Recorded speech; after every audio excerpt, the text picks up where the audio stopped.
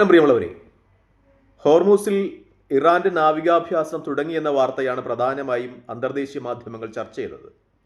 ഫെബ്രുവരി 1-2 തീയതികളിലാണ് ഇറാന്റെ നാവികാഭ്യാസം ആ മേഖലയിൽ നടക്കുക. അതായത് അമേരിക്കയുടെ എബ്രഹാം ലിങ്കൻ എന്ന് പറയുന്ന അവരുടെ ഏറ്റവും വിഖ്യാതമായ നാവിക വ്യൂഹം കടന്നുവരുന്ന അതേ മേഖലയിൽ തന്നെയാണ് ഇപ്പോൾ ഇറാന്റെ നാവിക അഭ്യാസവും നടക്കുന്നതായി അന്തർദേശീയ മാധ്യമങ്ങൾക്ക് റിപ്പോർട്ട് ചെയ്യുന്നത്. അതായത് അമേരിക്ക എന്താണോ ഉദ്ദേശിച്ചത് അതിന് അതേ മാർഗത്തിൽ തിരിച്ചടി നൽകിയാണ് ഇറാൻ എന്ന വിശകലനമാണ് പ്രധാനമായും നിറഞ്ഞു നിൽക്കുന്നത്.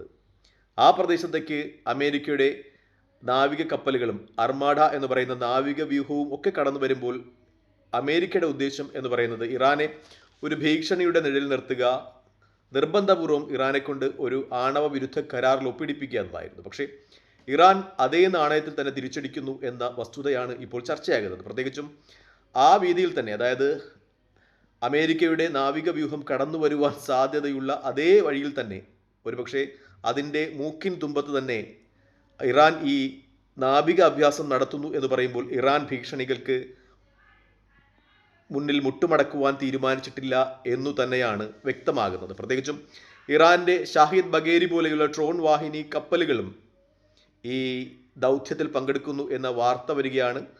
അമേരിക്കയുടെ ഭാഗത്ത് നിന്ന് ഒരു മുന്നറിയിപ്പ് ഉണ്ടാകുന്നുണ്ട്.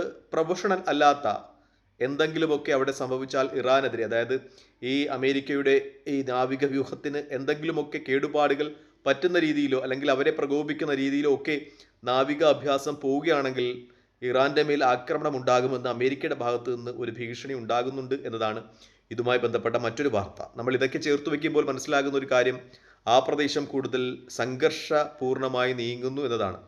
അമേരിക്ക എന്താണോ ഉദ്ദേശിച്ചത് അതിനു മുന്നിൽ കീഴടങ്ങുവാൻ ഇറാൻ ഉദ്ദേശിക്കുന്നില്ല. അവരുടെ പരമാധികാരം അമേരിക്കയ്ക്ക് മുന്നിൽ അടിയറ വയ്ക്കുവാൻ അവരാഗ്രഹിക്കുന്നില്ല എന്ന രീതിയിൽ തന്നെയാണ് തീരുമാനങ്ങളൊക്കെ മുന്നോട്ട് പോകുന്നത്. പ്രത്യേകിച്ചും ഇറാന്റെ കാര്യത്തിൽ അമേരിക്കയുടെ ഒരു മിസ്അണ്ടർസ്റ്റാൻഡിംഗ് ഉണ്ടായിരുന്നു. ഇറാൻ ആഭ്യന്തരമായ കുറച്ച് പ്രശ്നങ്ങൾ നേടുകയാണ്, അവിടെ ആഭ്യന്തര സംഘർഷമുണ്ട്. അതുകൊണ്ട് തന്നെ അമേരിക്കയും ഇസ്രായേലുമായിട്ടൊരു സംഘർഷത്തിന് ഇറാൻ നിൽക്കില്ല എന്ന ഒരു മുൻധാരണ അമേരിക്കയുടെ ഭാഗത്തുണ്ടായിരുന്നു. അതുകൊണ്ടാണ് അവർ അത്രയും വലിയ സന്നാഹങ്ങളും ഒക്കെ ആയിട്ട് ആ മേഖലയിലേക്ക് വന്നത്. ഒരു ഭീഷണിയുടെ നിഴലിൽ ഇറാനെ കൊണ്ട് കരാറിൽ ഒപ്പിടിപ്പിക്കുക എന്നതായിരുന്നു ദൗത്യം. പക്ഷേ അത് ഇപ്പോൾ ഇറാന്റെ ഒരു നിശ്ചയദാർഢ്യത്തിന് മുന്നിൽ പരാജയപ്പെടുന്നു എന്ന് തന്നെയാണ് മാധ്യമ അവലോകനങ്ങളൊക്കെ കാണുന്നത്. അതായത് ഇറാൻ അവരുടെ നാവിക അഭ്യാസ പ്രകടനവുമായി മുന്നോട്ട് പോകുന്നു.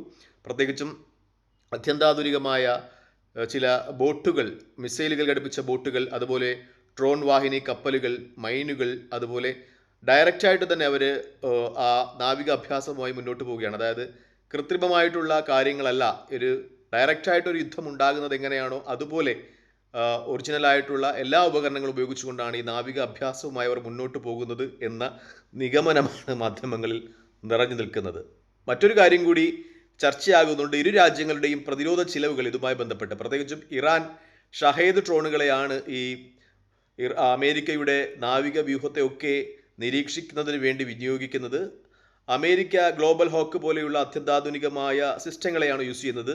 അതിൻ്റെ ഒരു പ്രതിരോധ ചിലവും, അതായത് അമേരിക്കയ്ക്ക് ഒരു മണിക്കൂറിൽ ഇന്ത്യൻ മണി 15 ലക്ഷത്തോളം രൂപ ഒരു മണിക്കൂറിൽ ആ മേഖലയിൽ ഇപ്പോൾ ചിലവാകുന്നുണ്ട് എന്ന നിഗമനങ്ങളും ഒക്കെ വരുന്നുണ്ട്. എന്തായാലും യുദ്ധം ആ മേഖലയിൽ ഒരു ഭീകര അന്തരീക്ഷം സൃഷ്ടിക്കുന്നുണ്ട്. മധ്യസ്ഥ ശ്രമങ്ങൾ ഒക്കെ നടക്കുന്നുണ്ടെങ്കിൽ പോലും സംഘർഷ സാധ്യത നിലനിൽക്കുന്നു എന്ന് തന്നെയാണ് മാധ്യമ റിപ്പോർട്ടുകളൊക്കെ സൂചിപ്പിക്കുന്നത്. കഴിഞ്ഞ ദിവസങ്ങളിൽ ഇറാന്റെ വ്യത്യസ്ത ഭാഗങ്ങളിൽ 5 ഇടങ്ങളിലുണ്ടായ സ്ഫോടനങ്ങൾ, അത് ഒരുപക്ഷെ അമേരിക്കയുടെ ഭാഗത്തു നിന്നുണ്ടായ സ്ഫോടനങ്ങളാണ് എന്ന രീതിയിൽ ആദ്യം വാർത്ത പ്രചരിച്ചു എന്നെങ്കിലും പിന്നീട് ഇറാൻ അത് നിഷേധിക്കുകയും അതൊക്കെയും ആഭ്യന്തരമായി ചില ഗ്യാസ് പൊട്ടിത്തെറിച്ചൊക്കെ ഉണ്ടായ ചില സ്ഫോടനങ്ങളാണ് എന്ന സ്ഥിരീകരണം ഉണ്ടാകുകയും ചെയ്തിരുന്നു.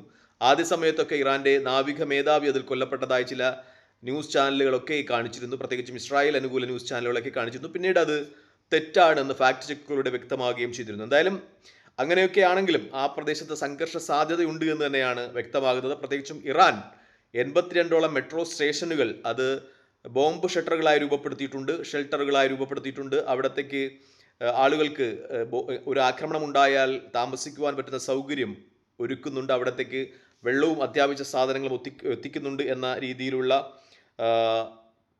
ചില നിഗമനങ്ങളും ചില വാർത്തകളും ഒക്കെ ഇറാനി മാധ്യമങ്ങൾ നിലനിൽക്കുന്നുണ്ട്. മറ്റൊന്ന്, ഇറാൻ പ്രതിനിധികൾ മോസ്കോയിൽ എത്തിയിട്ടുണ്ട്. അവിടെ മോസ്കോയിൽ റഷ്യൻ പ്രസിഡന്റുമായി കൂടിക്കാഴ്ച നടത്തുന്നുണ്ട് എന്ന രീതിയിലുള്ള ചില വാർത്തകളും വിശകലനങ്ങളും ഒക്കെ ഇതുമായി ബന്ധപ്പെട്ട് വരുന്നുണ്ട്. ഒരുപക്ഷേ ഇസ്രായേലിൻ്റെ ഒരു പച്ചക്കൊടി കിട്ടാത്തതായിരിക്കാം ഇറാൻ ആക്രമണത്തിന് അമേരിക്കയെ കൊണ്ട് അമാന്തിപ്പിക്കുന്നത് എന്ന ചില നിഗമനങ്ങൾ വരുന്നുണ്ട്. കാരണം ഇസ്രായേൽ കഴിഞ്ഞ 12 ദിവസത്തെ ഒരു യുദ്ധത്തിൻ്റെ ചൂടും ചൂരും ഇറാനിൽ നിന്ന് അനുഭവിച്ചറിഞ്ഞിട്ടുണ്ട്.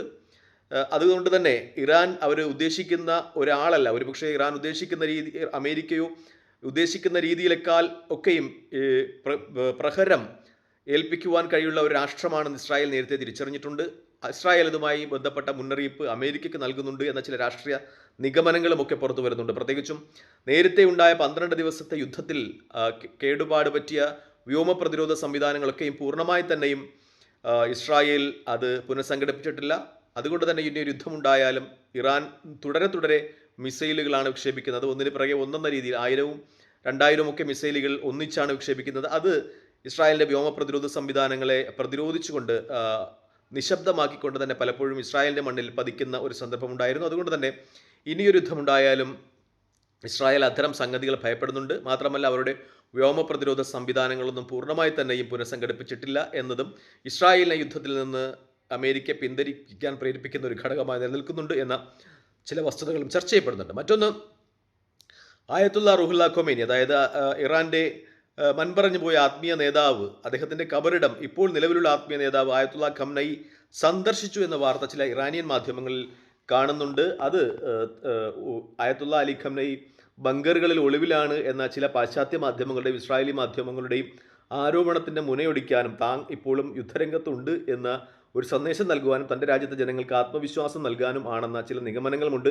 ഇതുമായി ബന്ധപ്പെട്ട വസ്തുതകൾ സ്ഥിരീകരിക്കേണ്ടതുണ്ട് എന്നാണ് ഏറ്റവും പരമപ്രധാനമായ കാര്യം. മറ്റൊന്ന്, ഇതുമായി ബന്ധപ്പെട്ട വാർത്ത Israel U S ambassador Mike ഹക്കബിയുടെ ഒരു പ്രസ്താവനയാണ്. ചാനൽ 12-ന് നൽകിയ ഒരു അഭിമുഖത്തിൽ അദ്ദേഹം പറയുന്നത്, ട്രംപ് ഇറാനിലെ പ്രക്ഷോഭകാരികൾക്ക് കൊടുത്ത വാക്ക് അത് ഉറപ്പാണ്, അത് പാലിക്കുമെന്നാണ്. അതായത് മിഡിൽ ഈസ്റ്റിലെ സംഭവവികാസങ്ങളിൽ കൂടുതൽ കാര്യക്ഷമമായ ഡൊണാൾഡ് ട്രംപിൻ്റെ ഭാഗത്തു നിന്ന് ഇടപെടൽ ഉണ്ടാകും. അതായത് അദ്ദേഹം ഈ ആഭ്യന്തര കലാപം ഇറാനിൽ പൊട്ടിപ്പുറട്ട സമയത്ത് ഡൊണാൾഡ് ട്രംപ് ഇറാനിലെ പ്രക്ഷോഭകാരികൾക്ക് നൽകിയിരുന്ന ഉറപ്പ് ഓൺ ദ വേ സഹായം വരുന്നുണ്ട് എന്നാണ്. പക്ഷേ പിന്നീട് അദ്ദേഹം അതിൽ ഇടപെടുന്നതിലൊക്കെ ക്രിയാത്മകമായി പിന്നോട്ട് പോവുകയായിരുന്നു. ആഭ്യന്തര കലാപം അടിച്ചമർത്തുകയായിരുന്നു ഇറാനിലെ മത ഗവൺമെൻറ്. പക്ഷേ ഇപ്പോൾ ഇസ്രായേലിലെ US അംബാസിഡറുടെ ഭാഗത്തു നിന്ന് വരുന്നൊരു സ്ഥിരീകരണം എന്ന് പറയുന്നത് അമേരിക്കൻ പ്രസിഡന്റ് കൊടുത്ത ഉറപ്പ് അത് നടപ്പിലാക്കും എന്നാണ്.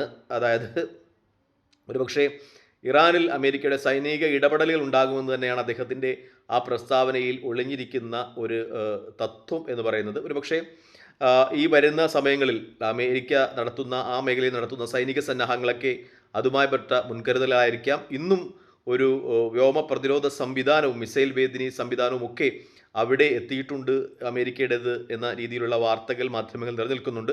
തൽക്കാലം ഈ വീഡിയോയുമായി വിടവാങ്ങിയാണ്. മറ്റു വീഡിയോയുമായി കാണുന്നവരെ നന്ദി, നമസ്കാരം, ജയ് ഹിന്ദ്. വീഡിയോ ഇഷ്ടപ്പെടുന്നുണ്ട് ലൈക്ക് ചെയ്യുക, ഷെയർ ചെയ്യുക, കമൻറ്റ് ചെയ്യുക. മറ്റു വീഡിയോ കാണുന്നവരെ ജയ് ഹിന്ദ്.